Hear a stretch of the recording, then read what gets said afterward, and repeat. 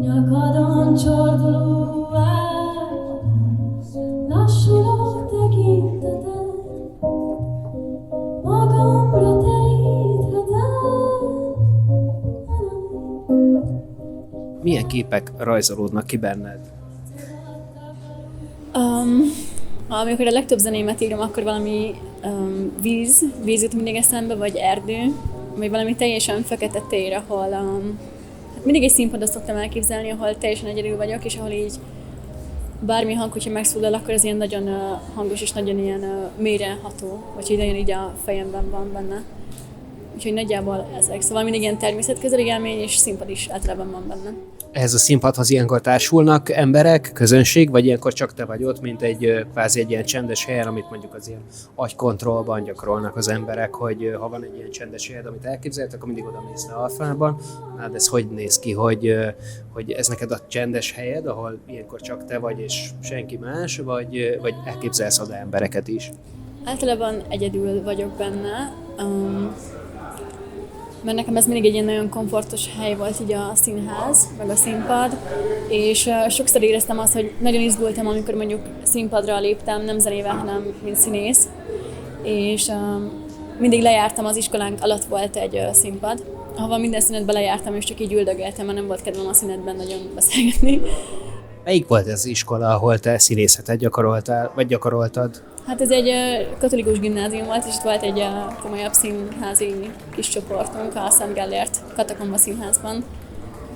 És mindig oda jártam le, és akkor mindig így megszűnt körülöttem a világ, és sokszor volt olyan, hogy nagyon izgultam mondjuk egy versmondó előtt, és akkor egyszer csak amikor kiléptem a színpadra, akkor tudtam, hogy most így jó helyen vagyok, és senkit nem hallottam magamon kívül, csak így tényleg az, hogy ott vagyok, és akkor volt olyan, hogy kirázott a hideg attól, hogy én most így állok, és hogy így nekem itt jó itt.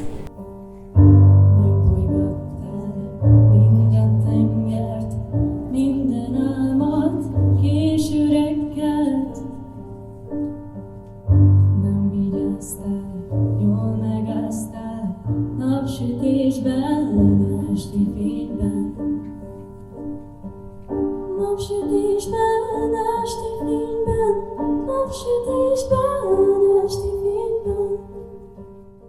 Nagyjából felteszi ilyenkor magának az ember a kérdés, hogy mit keresek itt, vagy hogy indul ez a izgulás része ennek a dolognak? Hát sokszor úgy érzem, hogy amikor színpadra lépek, akkor más emberi alakulok, tehát amikor azt gondolom, hogy jó, nekem most fél órám van az előadásig, akkor egy ilyen nagyon félős ember vagyok, hogy amúgy én mit csinálok itt, vagy hogy egyetem miért hívtak engem, nem tudom verset mondani, vagy játszani, mert hogy nem érzem azt, hogy ez belőlem jönne, aztán egyszer csak felállok, és akkor azt érzem, hogy igen, hogy én vagyok, és akkor utána jön egy olyan pillanat néha, hogy amúgy lehet, hogy ilyet soha többet nem csinálok már, hogy amúgy én tökre izgultam. És akkor mindig ezt érzem a végén, aztán mostanában meg már azt érzem, hogy ezt akarom csinálni. Az elején nagyon sokszor csak túl akartam rajta esni, tehát az ilyen szabaduló versenyeken mindig csak így elküldött az iskola, vagy valaki, hogy menjek el, és akkor mindig jól szerepeltem. És aztán meg már így eljöttem, hogy nagyon-nagyon szeretem, szóval inkább úgy tekintettem rá, hogy szeretek az lenni, aki vagyok, de még jobban szeretem azt, hogyha valami más ember lehetek mondjuk színpadon, mert akkor is kicsit így megszabadulok minden mástól, és van 2 órám, amikor így nem kell magamon gondolkozni, hanem csak egy ilyen teljesen másik világban vagyok, és ez a koncerten meg nehéz volt, mert ugye itt önmagamat játszom kvázi el, de mégis amikor fellépek, akkor így csettintésszerűen valami így megváltozik, és akkor elkezdek nem félni, és elkezdek így sokkal magabiztosabb lenni, mint amúgy. Mondhatjuk, hogy a közösség egy kicsit erőt ad neked ahhoz, hogy a színpadon lehess, vagy egyszerűen csak átsettingeled magadat, hogy jó, most ebben a szerepben vagyok, jelenleg ennek kell megfeleljek, így kéne viselkedjek, melyik az, ami inkább igaz rád ebből a kettőből? Hát ez egyáltalán nincs, hogy meg kell felelnem, azt nem szoktam érezni. Általában az van, hogy abban szoktam kételkedni, hogy elég jó vagyok-e, hogy én most színpadra álljak, és akkor most is, amikor az első dalt énekeltem, akkor rájöttem, hogy amúgy ez nekem tetszik, és ezt nagyon élvezem, és utána pedig tökre jól ment az egész, és nagyon szívesen csináltam, szóval nem éreztem magam egyáltalán szerepben, csak azt éreztem, hogy egy olyan szerep ez, ami igazából nem szerep, mert én vagyok, mert ez is az egyik formám, hogy magabiztos vagyok, és hogy ez igazából csak ennyit vált ki belőlem. Ez nagyon jó, hogyha megvan ez a magabiztosságod, és nagyon remélem, hogy ez mindig is el fog kísérni téged az utadon, egyre inkább, ahogy egyre több fellépésed lesz. Hogy kapcsolódsz a Folpak kollektívához? Honnan jött a megkeresés? Miként láthatunk téged itt ma este?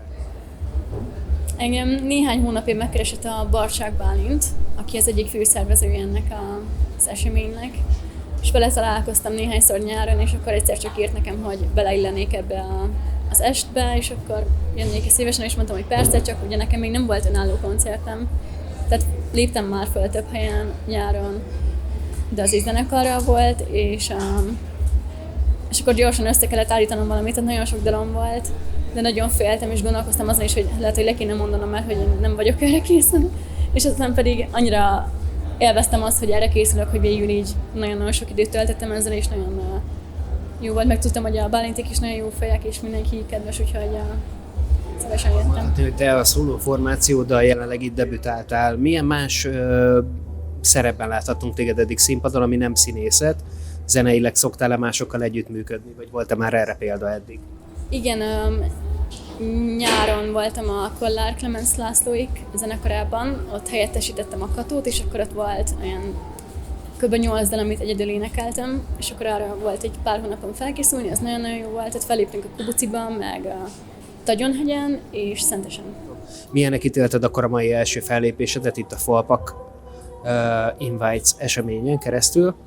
Nagyon-nagyon élveztem, kicsit féltem, hogy kevesen lesznek, azt hittem, hogy csak a családom jön el, meg néhány barátom, de ahhoz képest eléggé tele volt az egész, úgyhogy nagyon, nagyon élveztem az egészet, és nagyon hálás voltam, hogy ennyien itt vannak.